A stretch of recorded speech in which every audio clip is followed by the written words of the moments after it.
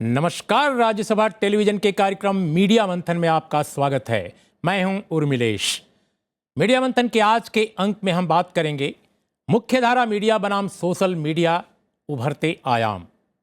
अपनी तमाम सीमाओं और कतिपय असंगतियों के बावजूद सोशल मीडिया आज हमारे सामाजिक राजनीतिक परिदृश्य की कुछ ऐसी तस्वीरें भी पेश कर रहा है जो मुख्यधारा मीडिया में कम दिखती हैं।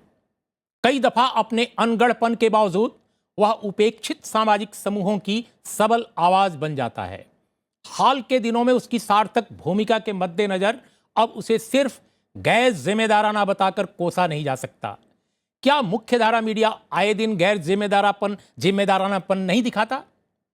हैदराबाद केंद्रीय विश्वविद्यालय के बेहद प्रतिभाशाली और संवेदनशील छात्र रोहित वेमुला की आत्महत्या और उसके बाद के घटनाक्रमों के मुख्यधारा मीडिया और सोशल मीडिया के कवरेज में कुछ एक समानताएं खोजी जा सकती हैं, लेकिन सच यह है कि सोशल मीडिया के खास हिस्से ने इस प्रकरण में गुणात्मक रूप से भिन्न यानी एक काउंटर नैरेटिव पेश किया। सोशल मीडिया और उसे जुड़े सामाजिक बौद्धिक रूप से सक्रिय युवाओं के चलते ही रोहित की आत्महत्या से जुड़े घटनाक्रमों का कवरेज इस कदर राष्ट्रव्यापी बना और इसे सामाजिक राजनीतिक संदर्भ और विकास की हमारी शासकीय धारणा पर कुछ बेहद जरूरी सवाल भी उभरे। आज जब मुख्यधारा मीडिया समाज के बड़े हिस्से में जारी रोहित प्रकरण से जुड़े राष्ट्रव्यापी विमर्श को पूरी तरह भुला चुका है या हाशिए पर डालने की कोशिश में है, सोशल मीडिया का एक हिस्सा उस विमर्श का वाहक बनकर उभरा है। मीडिया मंथन के आज के अंक में हम अपने सामाजिक सवालों और विकास की धारणा पर छिड़े विवाद के बरक्स मुख्यधारा मीडिया और सोशल मीडिया के रिश्तों के सहज असहज पहलुओं, दोनों की भूमिका और दोनों के भविष्य से जुड़े सवालों पर बातचीत करेंगे। बातचीत में आज स्टूडियो में हमारे साथ शामिल हैं 3 वरिष्ठ लोग और एक यंग स्कॉलर। हमारे साथ हैं एनके सिंह, वरिष्ठ टीवी पत्रकार और ब्रॉडकास्ट एडिटर एसोसिएशन के जनरल सेक्रेटरी। हमारे साथ हैं जवाहरलाल नेहरू विश्वविद्यालय में पीएचडी स्कॉलर और सोशल मीडिया पर बेहद एक्टिव अरुणा संगपाली। हमारे साथ हैं देश के जाने माने पत्रकार, द वीक के स्थानीय संपादक और लंबे समय तक एडिटर्स गिल्ड में पदाधिकारी रह चुके और अभी भी हैं सच्चिदानंद मूर्ति। हमारे साथ हैं विपुल मुदगल, लंबे समय तक पत्रकारिता के साथ उन्होंने सोशल मीडिया पर भी अपनी सक्रियता बनाए रखी, इन दिनों कॉमन कॉज के डायरेक्टर हैं। आप चारों लोगों का एक बार फिर स्वागत करते हैं और शुरुआत हम एनके सिंह आपसे करते हैं। हाल के दिनों में खासकर जो सोशल मीडिया पर एक्टिव लोग हैं या जो समाज के उन समूहों से आते हैं जो आमतौर पे जिनको ऑप्रेस्ड कहा जाता है, उत्पीड़ित समाज कहा जाता है हिंदी में, उनको क्यों ये लगता है इतने वर्षों के बाद भी, आज़ादी के और हमारे मीडिया के इतने कंट्रीब्यूशन के बाद भी, कि मुख्यधारा मीडिया कहीं ना कहीं इस देश का उनकी उपेक्षा करता है या उनके मसलों को नज़रअंदाज करता है? नहीं, अगर ये एक्यूजेशन है तो पहले तो आपने शुरू में जो अपना उद्बोधन दिया उसमें एक भाव था अस वर्सेस देम का, कि एक तरफ मेन स्ट्रीम मीडिया है जिसको हम फॉर्मल मीडिया कहते हैं, जिसकी पहचान है, जिसको कि आप पकड़ सकते हैं, जिसका एक ऑफिस होता है, जिसका एक चैनल होता है, जिसका एक अखबार होता है। दूसरी तरफ एक सोशल मीडिया जो कैप्रिशियस है, जो अभी हाल में उभरा है भारत में। दोनों मिला के फ्रीडम ऑफ एक्सप्रेशन जो 19(1)A में दिया गया है वो एवरी सिटीजन के लिए है, वो किसी फॉर्मल मीडिया के लिए नहीं है, वो किसी सोशल मीडिया के लिए नहीं है। लिहाजा हम दोनों मिलके ही फ्रीडम ऑफ एक्सप्रेशन को मजबूत कर रहे हैं, डेमोक्रेसी को मजबूत कर रहे हैं। तो ये जो अस वर्सेस देम का भाव है, मेरे ख्याल से ये ब्लर होना चाहिए, ये कम होना चाहिए। सोशल मीडिया दोनों एक दूसरे के पूरक है, लेकिन यहां हम एक चीज कहेंगे, हाँ आप बिल्कुल सही कह रहे हैं कि सोशल मीडिया एक क्रांति है फ्रीडम ऑफ एक्सप्रेशन में, क्योंकि ये बिना किसी खर्च के, बहुत कम खर्च में और कॉमन मैन का असली मास मीडिया है।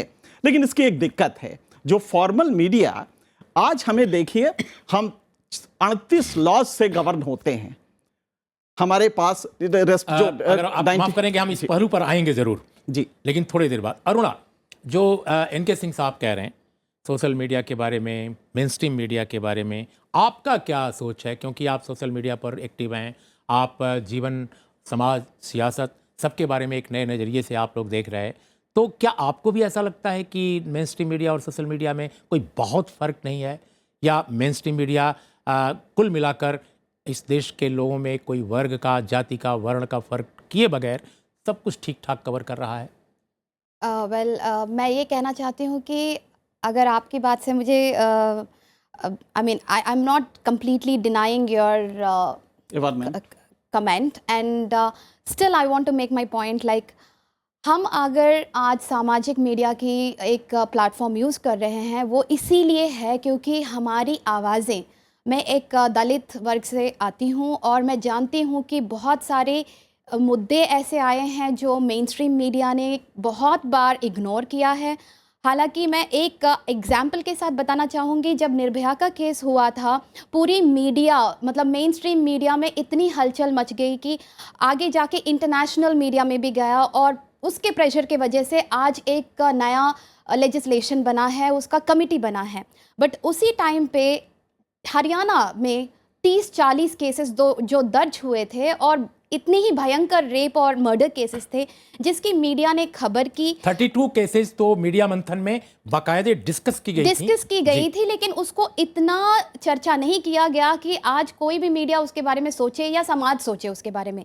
और उस टाइम पे हम लोग मजबूर थे कि हम अपनी सोशल मीडिया में अपनी खबरें आगे रखें।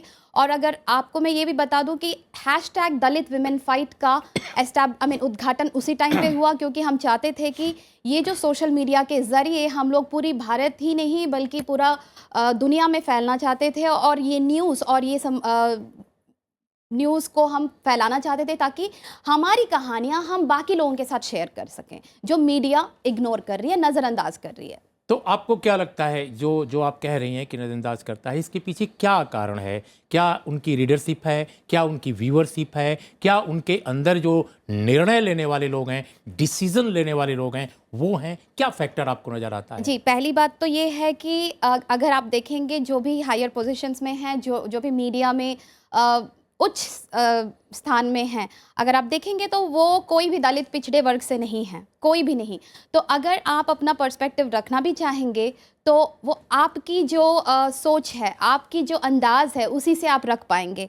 उसमें आपकी कोई गलती नहीं है, बट वो हम ऐसे बने हैं। अगर मैं कुछ फेस करती हूँ और मैं वो आवाज़ बनती हूँ तो वो अलग बात होता है, और जो बंदा फेस नहीं करता वो बात रख रहा है तो वो अलग होता है। सच्चिदानंद, जो अरुणा कह रही है, हो सकता है कि जो मेन स्ट्रीम मीडिया के लोग हैं, हो सकता है पूरी तरह सहमत ना हों, लेकिन क्या एक जो डेवलपमेंट्स हैं समाज में, जो घटनाक्रम हैं, जो बहुत सारे इश्यूज उभरते हैं, क्या उनके बारे में मेन स्ट्रीम मीडिया का पर्सपेक्टिव, उसमें जो भी पर्सपेक्टिव बनता है, जो भी एक सोच उभरती है, क्या वो क्लास, कास्ट या सोशल बैकग्राउंड जो उस लेखक या निर्णय लेने वाले एडिटर की है, क्या उससे प्रभावित होती है?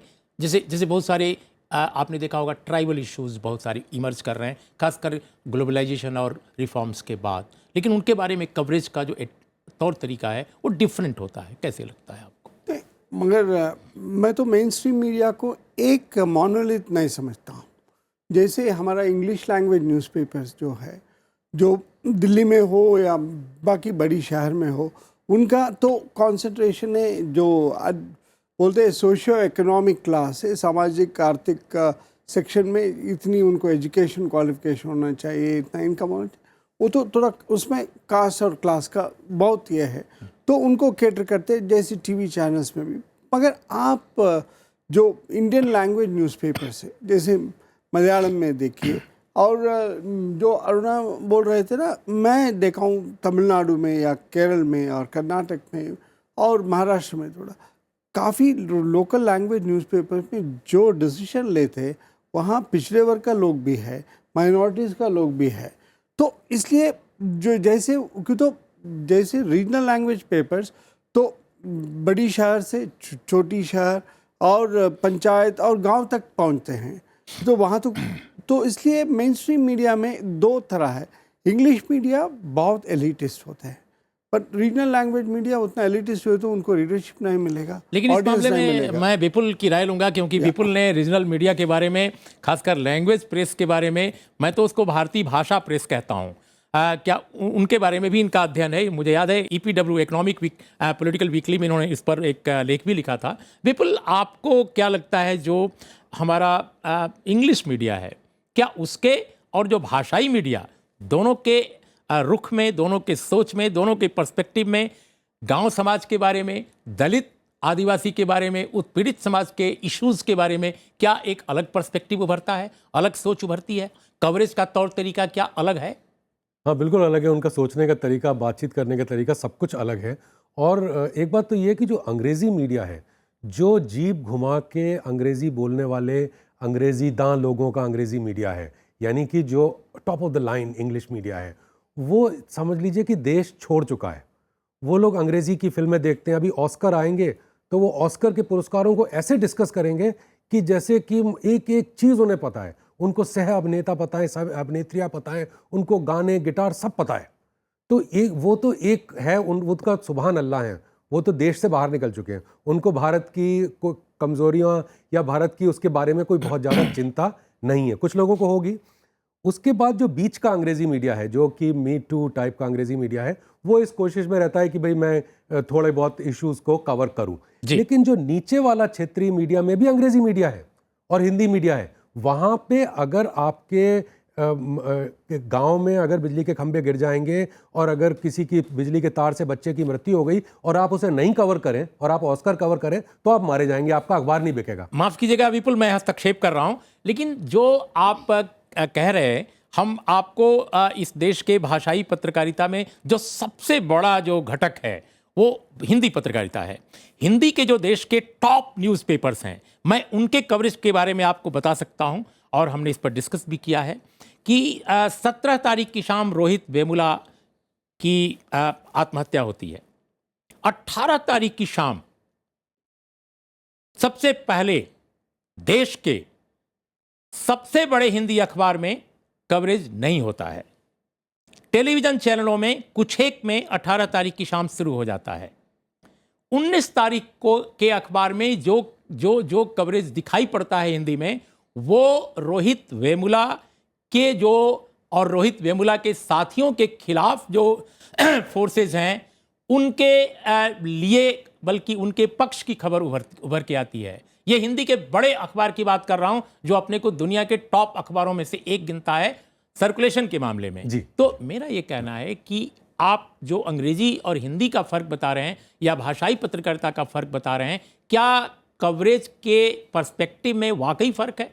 नहीं, फर्क बहुत है। इसीलिए मैं आपको कह रहा हूँ कि देखिए, जहाँ तक दलित बच्चे के आत्महत्या का सवाल है, उसमें तो कोई दो राय नहीं कि जब मुद्दा राजनीतिक बना, देखिए जब एक बहुत बड़े मंत्री, केंद्र के मंत्री अगर अपने पत्र में लिखेंगे कि एंटी नेशनल हो, देश के दुश्मन हो, तो पकड़े जाओगे, फिर तो उछलेगी बात।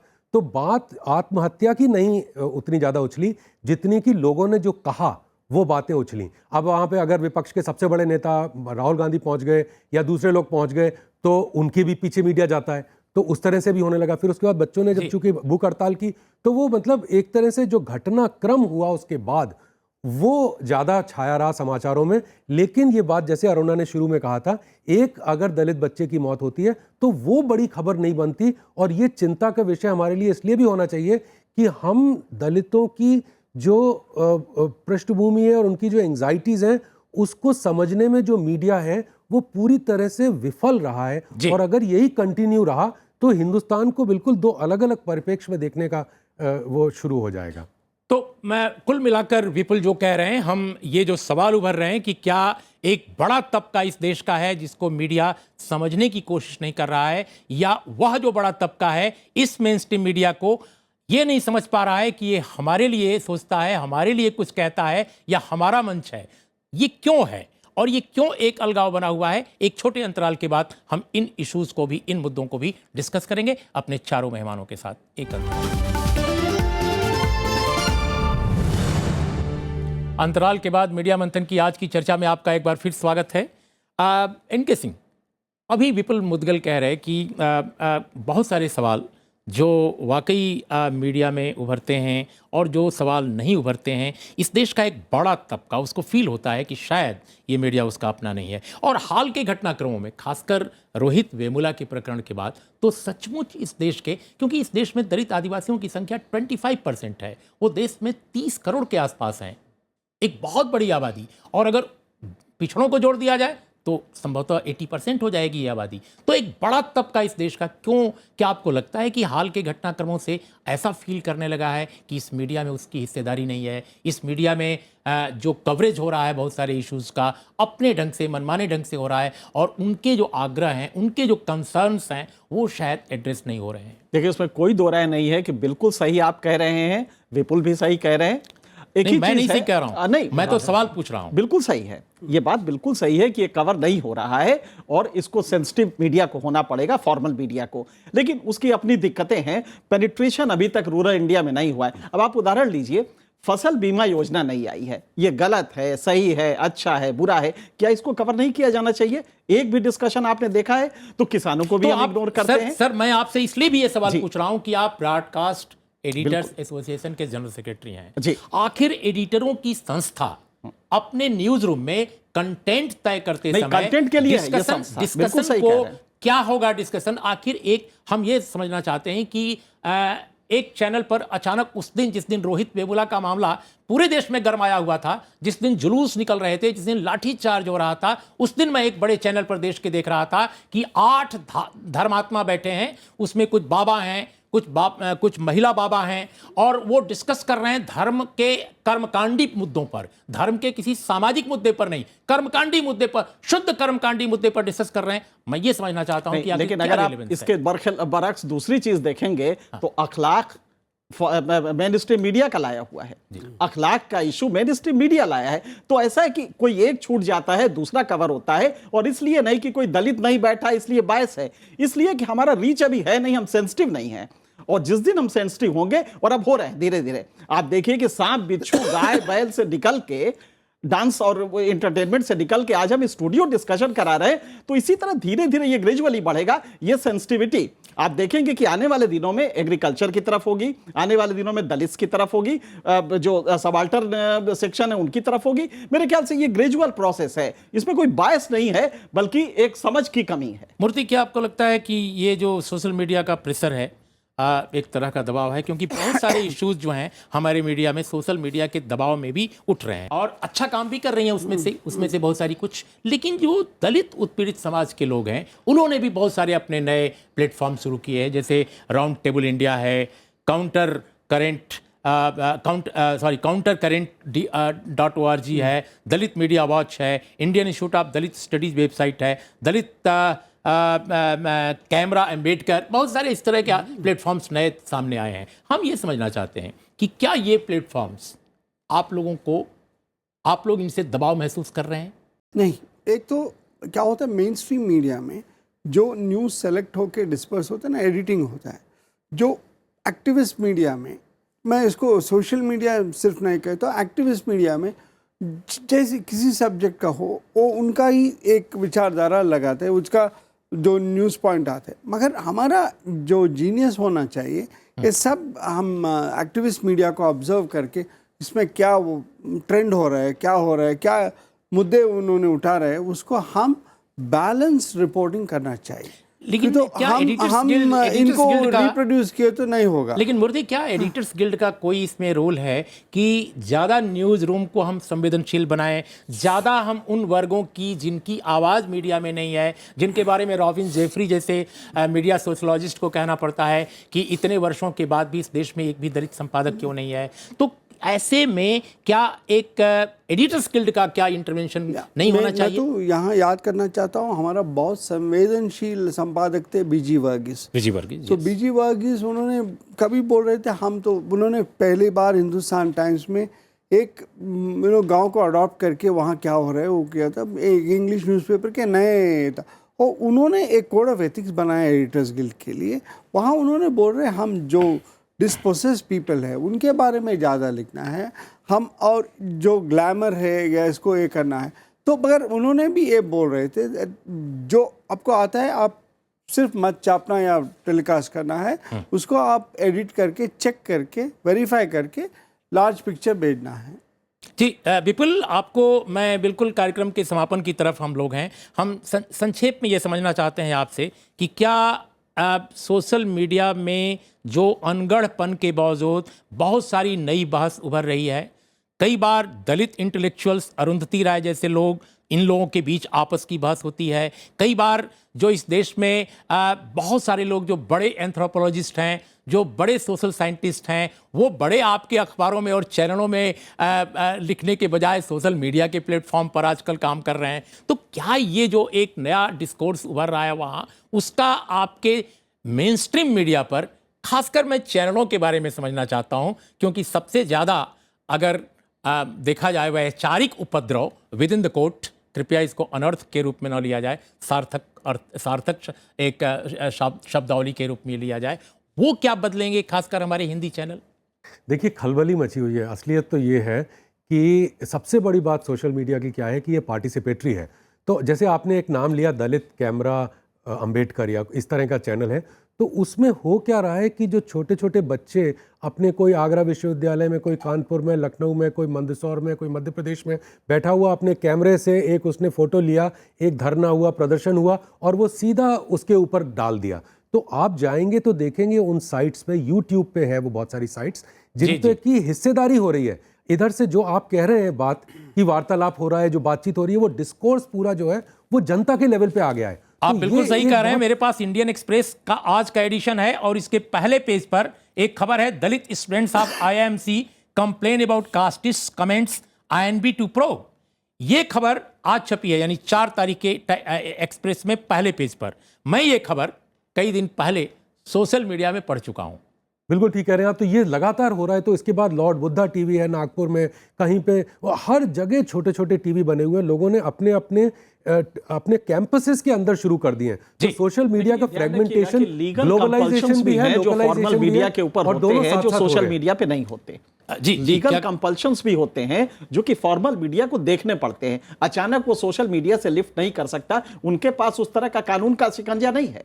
फॉर्मल मीडिया में जो मेन स्ट्रीम मीडिया है, उस पर कानून के तमाम शिकंजे, उसको ऐसा नहीं होता कि अचानक उसने देखा और क्योंकि डिफेमेशन हो जाएगा, इसलिए उसको देखना पड़ता है। इस बात को भी ध्यान रखने की जरूरत है। 4 दिन लग सकते हैं, लेकिन जब तक वो पूरा पेपर्स न मिल जाए, इसको करना मुश्किल होता है। अरुणा, बिल्कुल अंत में हम आपसे, क्योंकि आप हमारे तीनों वरिष्ठ पत्रकारों की बात सुन रही हैं, आप एक सोशल एक्टिविस्ट के तौर पे, एक स्कॉलर के तौर पे, सोशल मीडिया पर एक्टिव होने के नाते मैं ये समझना चाहता हूँ कि जो सोशल मीडिया पर बहुत सारा जो नया डिस्कोर्स उभर के आ रहा है, क्या आप मेन स्ट्रीम मीडिया, आपको लगता है कि इसको निकट भविष्य में इसको न केवल उठाएगा बल्कि और ज़्यादा संवेदनशील होगा, खासकर ऑप्रेस्ड कम्युनिटीज़ के बारे में? कोई भविष्य आप देखती हैं इस तरह का? भविष्य तो बहुत दिखता है सर, लेकिन कभी कभी ये भी क्वेश्चन सवाल उठता है, क्योंकि अगर रोहित वेमुला के केस को ही लिया जाए तो आपने सही कहा कि हिंदी मीडिया उस मुद्दे को बहुत लेटली उसको उठाया।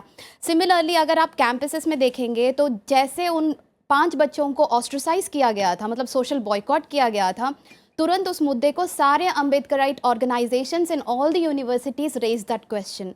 Only after Rohit Vemula's death did the left actually come in front and started picking up that issue. Today, when the media reports the whole protests and also the issue, the media talks about KYS, the media talks about ISA, the media talks about SFI, but then it fails to talk about BAPSA, which actually took up this case in the beginning, even before Rohit's death. So this is the failure of the editing process of the media, I would say. If you are really editing to balance the situation, then you are failing. Because आपके पास अगर raw material आ रहा है, मेरा video जो अभी viral हुआ है, it's only because I did not edit anything, I just put it raw. अगर मैं उसमें एडिटिंग लेके आ सकती हूँ, अगर मैंने देखा आपका जो वीडियो है वो NDTV से लेकर सबने अपनी वेबसाइट पर डाला है। लेकिन एक और बात मैं कहना चाहूंगी कि उस NDTV में भी या कोई भी अगर चैनल उठा रहा है ये मुद्दा, तो ये यही सोच रहे हैं कि आगे कौन दिखाई दे रहा है। उन्होंने ये सवाल नहीं उठाया कि कैमरा के पीछे कौन है और ये चीखें कहाँ से आ रही हैं, जबकि I was the one who was assaulted there and the police hit my camera and he attacked me. This question was never raised in the last 3 days. So this is what I say is the failure of the media, I mean mainstream media, wherein the social media pitches in and it provides you the true story. आप अभी कह रहे थे इनके सिंह बाबू, हमारा समय खत्म हो गया है, बिल्कुल संक्षेप में, कि ज़्यादा जिम्मेदार मेन स्ट्रीम मीडिया है, सोशल मीडिया पर तो कुछ भी आ सकता है, लेकिन गैर जिम्मेदाराना जो रवैया है खासकर दलित इश्यूज़ पर, इस बार भी सामने आया। नागपुर में जुलूस निकलता है, शांति मार्च, दीक्षा भूमि से लेकर संघ भूमि तक हज़ारों की संख्या होती है। देश का सबसे बड़ा अखबार उसको बताता है कुछ सौ। मुंबई में, साउथ मुंबई में बहुत बड़ा जुलूस निकलता है।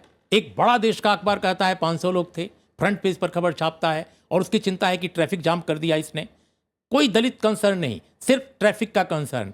और उसी अखबार के थर्ड पेज पर छपती है खबर कि 3000 लोग थे। कैसी क्रेडिबिलिटी है? इसमें कोई तो राय नहीं कि एलिटिस्ट अप्रोच एक सेक्शन का रहा है, लेकिन ओवरऑल जब आप देखेंगे तो कुछ चीजें, मैंने कहा ना, निर्भया को हमने जब किया तो हमने उसका कास्ट नहीं देखा था। आप जरा सोचिए, निर्भया को 6 घंटे के बाद मीडिया ने उसको लिफ्ट कर लिया और सोशल मीडिया के पास बाद में गया था। तो इसलिए यह भी देखना पड़ेगा कि इसके फंक्शनल प्रेडिकमेंट्स क्या हैं। बिल्कुल एक लाइन में हम अगर समझें, जो सब लोग कह रहे हैं, आप सोशल मीडिया और मुख्य धारा मीडिया के बरक्स सोशल डेवलपमेंट को लेकर हमारे देश में जो समावेशी विकास की जो पूरी धारणा है, क्या कोई नई फिलॉसफी, कोई नया दर्शन, कोई नया सोच उभरता नजर आ रहा है? नहीं, नया इसमें बस यही है कि ये समावेशी है और लोग इसमें शामिल हो सकते हैं, लेकिन सबसे बड़ी चिंता ये है कि कोई भी आ जाता है, कुछ भी कर लेता है। अब मैं देख रहा हूँ जैसे एक जिन लोगों को हम कहते हैं भक्तजन, जो कि एक खास तरह की राजनीति में पूरी तरह से लिप्त है, और वो कोई भी अगर अच्छी बात कहता है, दलित के पक्ष में कहता है या कोई अल्पसंख्यक के पक्ष में कहता है, तो चढ़ बैठते हैं उसके ऊपर, पूरा हाईजैक कर ले रहे हैं। सोशल मीडिया पे हजारों एकदम 2 मिनट में हजारों पोस्ट एकदम आनी शुरू हो जाती हैं। तो मुझे लगता है कि वो हाईजैक करने की कोशिश वहाँ बहुत ज़्यादा हो जाती है। लेकिन फिर भी चूंकि भारत में क्षेत्रीयतावाद है और भारत में बहुत तरह तरह का मीडिया है, हमारे यहाँ भयंकर विभिन्नता है तरह तरह की, तो हमें कोई डर नहीं है उनसे। लेकिन ये बात सच है कि सोशल मीडिया कम से कम उसकी जगह नहीं ले सकता जिस जगह पे कि हमारा मुख्य धारा का मीडिया शामिल है। चलिए, आज की इस संक्षिप्त चर्चा में मैं समझता हूं हमने इस विषय से जुड़े कई पहलुओं को उठाने की कोशिश की, और मैं चाहता हूं कि ये बहस लगातार जारी रहे समाज में, मीडिया में और तमाम समाज के विभिन्न हिस्सों में। मीडिया मंथन के आज के अंक का समापन करते हुए हमें तकलीफ है कि हमने देश के एक बहुत महत्वपूर्ण पत्रकार को खोया है। टीएन गोपा कुमार दिल्ली से लेकर त्रिवेंद्रम तक लगातार मीडिया में सक्रिय रहे। वो एशिया नेट के एडिटर इन चीफ थे। वो दिल्ली में भी कुछ दशक पहले केरला कौमुदी के एक वरिष्ठ पत्रकार के रूप में लगातार दिल्ली के नेशनल पॉलिटिकल सिनेरियो पर अपने अखबार के लिए लिखते रहे। केरला साहित्य academy award winner TN Gopa Kumar को मीडिया मंथन की तरफ से हम श्रद्धांजलि अर्पित करते हैं। इन शब्दों के साथ आज के इस अंक का यहीं समापन करते हैं।